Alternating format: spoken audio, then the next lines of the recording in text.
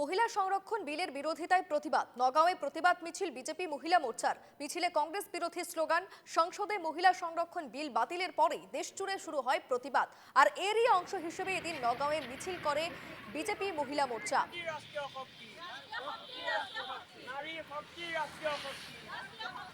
মহিলা সংরক্ষণ বিলের বিরোধিতায় এবার প্রতিবাদ মিছিল নগাঁওয়ে প্রতিবাদ মিছিল বিজেপি মহিলা মোর্চার মিছিলে কংগ্রেস বিরোধী স্লোগান সংসদে মহিলা সংরক্ষণ বিল বাতিলের পরে দেশজুড়ে শুরু হয় প্রতিবাদ আর এরই অংশ হিসেবে এদিন নগাঁওয়ে মিছিল করে বিজেপি মহিলা মোর্চা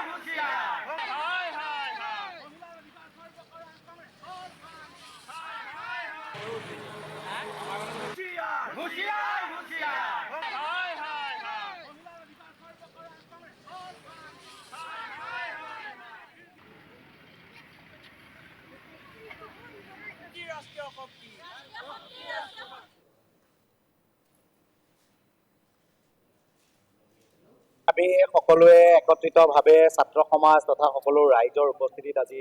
আমাৰ জন আক্ৰোশ আপোনালোকে দেখিছে যি নাৰী শক্তি বন্ধন অধিনিয়মৰ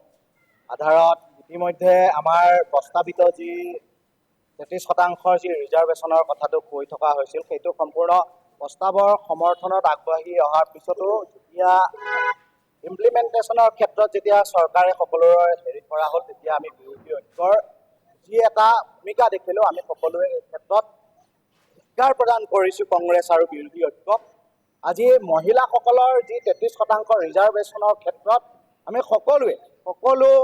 দেশৰ জনগণে বিচাৰিছিল যে আজি মহিলাসকলে সংৰক্ষণ পাব লাগে আজি সেইটোৰ বিৰোধিতা কৰি নাৰী সমাজক আজি তেখেতসকলৰ অধিকাৰৰ পৰা বঞ্চিত কৰাৰ ক্ষেত্ৰত আমি ক্ষোভিত আমাৰ যেহেতু 33%ৰ মহিলাৰ যিটো চিটখন লাগে বুলি সেই বিলটো পাছ কৰা নাই তো আগলৈকে যাতে আমাক বিৰোধী পক্ষই আমাক সুবিধাও দিয়া নাই সেইটোৰ বাবে আমি বিচাৰোঁ যে অনাগত দিন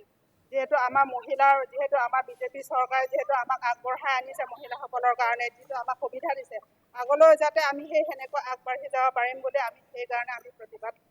কৰিছোঁ